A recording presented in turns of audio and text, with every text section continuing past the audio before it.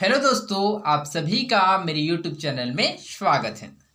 आज हम पढ़ेंगे अध्याय 15 आनुवंशिकी जनकों से संतानों तक, heredity from parents to offsprings का लेक्चर 8, जिसमें आज का हमारा टॉपिक है मानव में मेंडेली नियम अनुसार आनुवंशिकी, human inheritance on the basis of Mendel's law. Okay, तो इनमें तो इस टॉपिक में हम लोग मानव में मेंडेलियन नियम अनुसार किस प्रकार से जो आनुवंशिकी होता है इस प्रकार के इसके बारे में हम लोग जानेंगे। तो चलिए इस टॉपिक में आगे बढ़ते हैं। क्रियाकलाप 1 में हमने कुछ लक्षणों का अध्ययन किया था। ओके, तो जैसे कि हम लोगों ने क्या है, क्रियाकलाप 1 में कुछ लक्षणों का अध्ययन किया था। उसमें मेंडेली लक्षण था ठुड्डी में गड्ढा। ओके, तो उसमें जो मेंडेली लक्षण था क्या था, ठुड्डी में गड्ढा। यह मेंडेली नियम के अनुसार एक से दूसरी पीढ़ी तक पहुंचता, अर्थात यही जो मेंडेली नियम के अनुसार क्या होता है कि जो ठुड्डी में गड्ढा होता है वह जो लक्षण है वह एक पीढ़ी से दूसरी पीढ़ी में पहुंचता है। किसके द्वारा? आनुवंशिकी के द्वारा। ओके, सिकल सेल एनीमिया भी लगभग ऐसा ही एक लक्षण। ओके, तो इसी प्रकार जो सिकल सेल एनीमिया होता है वह भी एक इसी प्रकार का लक्षण होता है जो एक पीढ़ी से दूसरी पीढ़ी तक पहुंचता है। ओके, सिकल सेल कारक और आनुवंशिकी। ओके, तो चलिए इस टॉपिक में आगे बढ़ते हैं कि सिकल सेल कारक और आनुवंशिकी, factors for sickle cell anaemia and their inheritance. Okay, तो इस टॉपिक में आगे बढ़ने से पहले चलिए हम लोग सिकल सेल के बारे में जान लेते हैं कि जो सिकल सेल होता है वह क्या होता है। ओके, इसके पश्चात इस टॉपिक में आगे बढ़ेंगे। जो सिकल सेल होता है वह विकारों का एक समूह होता है जिसके कारण जो लाल रक्त कोशिका है वह विकृत और टूट जाता है।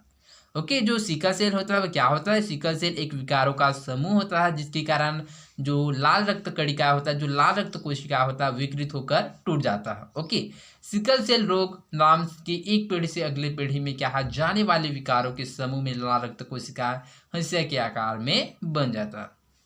अर्थात जो सिकल सेल होता है क्या होता है, वह एक पीढ़ी से दूसरी पीढ़ी में क्या करता है, आवागमन करता है, अर्थात एक पीढ़ी से दूसरी पीढ़ी में पहुंचता है, जिसके कारण क्या है, लाल रक्त कोशिका हंसिया के आकार में बन जाता है। ओके, इसके वजह से क्या है, जो कोशिका है वह जल्दी नष्ट हो जाता है, जिससे जो स्वस्थ लाल रक्त कोशिका होता है उसकी कमी हो जाता है। वह किसकी वजह से? वह है सिकल सेल की वजह से। ओके, तो आई होप आप लोगों को पता होगा कि सिकल सेल क्या होता है। तो सिकल सेल क्या होता है? तो सिकल सेल विकारों का समूह होता है जिसके कारण जो लाल रक्त कोशिका है वह विकृत और टूट जाता है। तो चलिए बढ़ते हैं हमारे टॉपिक में। तो हमारा टॉपिक है सिकल सेल कारक और आनुवंशिकी, factors for sickle cell anaemia and their inheritance. मनुष्य में 11वें नंबर के अलिंग ऑटोसोम गुणसूत्र में हेमोग्लोबिन प्रोटीन बनने का कारक पाया जाता है। ओके, तो जो मनुष्य में क्या है, जो 11वें नंबर के जो अलिंग या जो 11वें नंबर के जो गुणसूत्र होता है उसमें हीमोग्लोबिन प्रोटीन बनने का कारक पाया जाता है, अर्थात इसी के द्वारा क्या करता है, हीमोग्लोबिन प्रोटीन का निर्माण किया जाता है। ओके, तो ये हीमोग्लोबिन क्या होता है? तो चलिए हीमोग्लोबिन के बारे में समझते हैं कि हीमोग्लोबिन क्या होता है। आई होप आप लोगों ने हीमोग्लोबिन का नाम सुना होगा। तो चलिए इसके बारे में जानते हैं कि हीमोग्लोबिन क्या होता है। ओके, तो हीमोग्लोबिन को इंग्लिश में भी हीमोग्लोबिन ही बोला जाता है। ओके, तो हीमोग्लोबिन एक प्रकार का प्रोटीन होता है जो लाल रक्त कोशिकाओं में पाया जाता है। ओके, तो हीमोग्लोबिन क्या होता है? तो हीमोग्लोबिन एक प्रकार का प्रोटीन होता है, जैसे कि आप लोग देख सकते हैं हीमोग्लोबिन प्रोटीन बनने का कारक, अर्थात हीमोग्लोबिन क्या होता है, यह एक प्रकार का प्रोटीन होता है। तो हीमोग्लोबिन एक प्रकार का प्रोटीन है जो लाल रक्त कोशिकाओं में पाया जाता है। ओके, तो हीमोग्लोबिन कहाँ पाया जाता है? वो लाल रक्त कोशिकाओं में पाया जाता है। और हीमोग्लोबिन में कमी होने के कारण शरीर में खून की मात्रा क्या होता है, वह घट जाता है। ओके, तो इसको याद रखिएगा कि यदि हीमोग्लोबिन की कमी होगा तो क्या होगा, तो शरीर में क्या है, जो खून की मात्रा, जो ब्लड का जो मात्रा है वह कम हो जाता है। खून की मात्रा यदि घटने पर इसमें क्या है, एनीमिया का खतरा बढ़ जाता था, एनीमिया रोग का खतरा क्या हो जाता है, बढ़ जाता है। ओके, तो हीमोग्लोबिन क्या होता है? तो हीमोग्लोबिन एक प्रकार का प्रोटीन होता है जो लाल रक्त कोशिकाओं में पाया जाता है। ओके, तो इसकी कमी से क्या होता है, शरीर में क्या है, खून की मात्रा घट जाता है, जिसके कारण जो एनीमिया का खतरा वह बढ़ जाता है। इससे सामान्य हीमोग्लोबिन प्रोटीन व गुड़ लाल रक्त कोशिका बनते हैं। ओके, तो हीमोग्लोबिन प्रोटीन से क्या बनता है, गुड़ लाल गुड़ लाल रक्त कोशिकाएं बनती हैं। इसके कारक को दर्शाने के लिए चित्र में कैपिटल RR सामान्य हीमोग्लोबिन बनाने वाले कारक के लिए लिए गए हैं। ओके, तो हम लोग चित्र 3 में देखेंगे कि क्या है, किस प्रकार की क्या है, सामान्य हीमोग्लोबिन को कैपिटल RR से प्रदर्शित किया गया है। इसी कारक में बदलाव से हीमोग्लोबिन की संरचना में अंतर होता है, जिससे रक्त कोशिकाएं हस्याकार हो जाती है। ओके, तो इसी कारक की वजह से क्या होता है कि जो हीमोग्लोबिन के जो संरचना है क्या होता है, परिवर्तित हो जाता है, जिसके कारण जो लाल रक्त कोशिका है वह हस्याकार हो जाता है। चित्र में इस अवस्था के कारकों को स्मॉल आर दर्शाया गया है द्वारा दर्शाया गया है। हस्याकार कोशिका में ऑक्सीजन ग्रहण करने की क्षमता बहुत कम होती है। ओके, तो जो हस्याकार की जो कोशिका होता है उसमें जो ऑक्सीजन है उसको ग्रहण करने की जो क्षमता है वह कम होता है। ओके, साथ ही एक सामान्य गोल रक्त कोशिका का जीवन काल जहां 100 से 120 दिन है, एक हस्याकार कोशिका का जीवन काल मात्र 15 से 20 दिन का होता है। ओके, तो जैसे कि जो सामान्य गोल रक्त जो सामान्य गोल रक्त कोशिका का जो जीवन काल होता है वो कितना होता है भाई, 100 से 120 दिन का होता है, किंतु जो हस्याकार कोशिका का जीवन काल मात्र 15 से 20 दिन का ही होता है। इस प्रकार रक्त कोशिकाओं के आकार में बदलाव तथा ऑक्सीजन ग्रहण करने की क्षमता में कमी से रोगी बहुत जल्दी थक जाता है। इस प्रकार से क्या है, जो रक्त कोशिकाओं के आकार में बदलाव अर्थात हस्याकार में बदलाव तथा ऑक्सीजन ग्रहण करने की क्षमता में क्या हो जाता है, कमी हो जाता है, जिसकी वजह से क्या है, जो रोगी होता है बहुत जल्दी ही थक जाता है। यह तब घातक होता है जब इसके कारक समरूपी स्मॉल आर अवस्था में होता है। ओके, तो यह कब अधिक घातक होता है, तो जब इसके जो कारक होता है वह समरूपी अर्थात समान रूप में स्मॉल आर अवस्था में होता है। सामान्य हीमोग्लोबिन संबंधी कारक जिससे गोल रक्त कोशिका बनती है। ओके, तो जो सामान्य हीमोग्लोबिन क्या होता है, संबंधी कारक जिससे जो गोल रक्त कोशिका है वह बनता है। हीमोग्लोबिन की संरचना बदलने वाले कारक जिससे हस्याकार रक्त कोशिका बनते हैं पर प्रभाव होते हैं। ओके, तो जो हीमोग्लोबिन की जो संरचना जो बदलने वाले जो कारक होता है जिसके कारण जो हस्याकार रक्त कोशिका बनता है पर प्रभावी होता है। ओके, तो चलिए इसको चित्र के माध्यम से समझते हैं।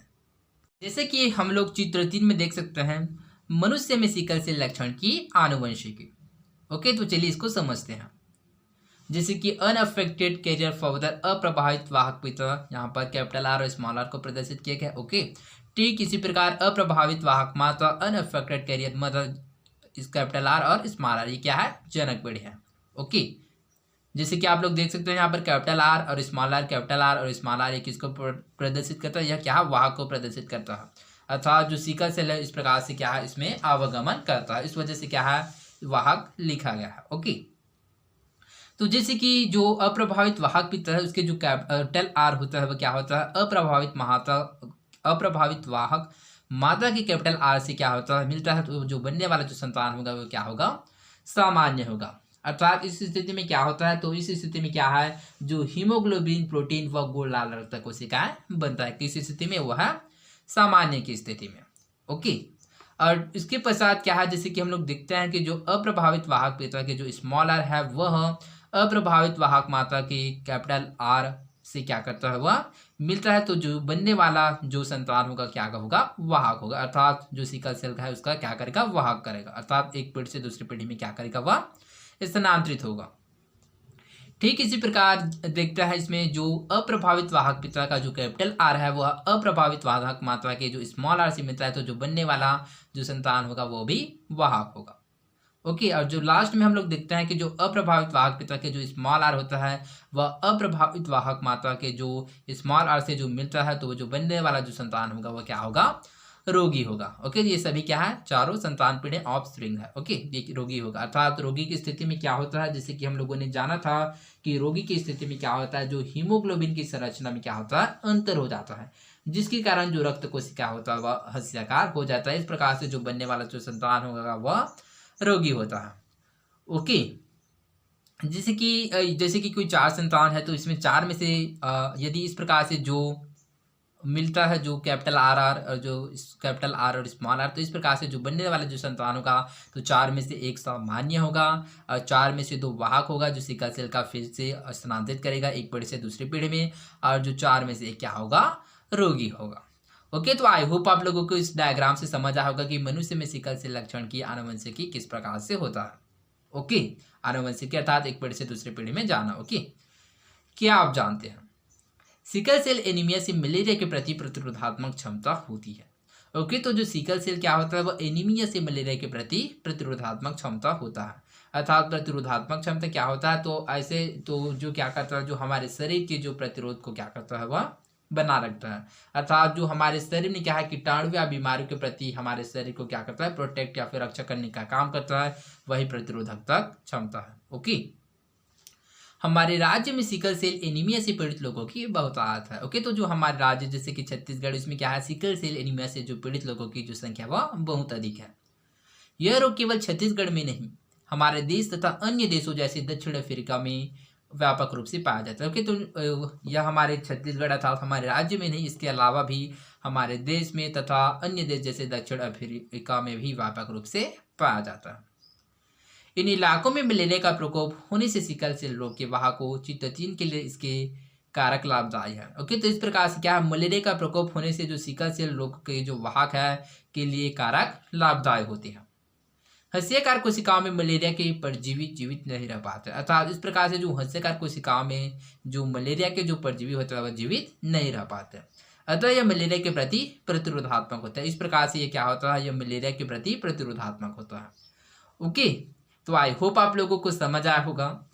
मनुष्य में लिंग निर्धारण की प्रक्रिया मेंडल के पृथक्करण के नियम अनुसार होती है। ओके, तो जो मनुष्य में लिंग निर्धारण की जो प्रक्रिया होता है किसके नियम के अनुसार होता है, तो मेंडल के पृथक्करण के नियम के अनुसार ही होता है। ओके, तो इसके बारे में हम लोग कल पढ़ेंगे। तो आई होप आप लोगों को समझ आया होगा कि सिकल सेल कारक और आनुवंशिकी क्या होता है। इसके साथ ही हम लोगों ने मानव में मेंडल नियम अनुसार आनुवंशिकी के बारे में जाना कि किस प्रकार से मेंडल के नियम के अनुसार आनुवंशिकी होता है। ओके, तो आई होप आप लोगों को समझ आया होगा। तो आज के लिए बस इतना ही, मिलते हैं अगले वीडियो में। धन्यवाद।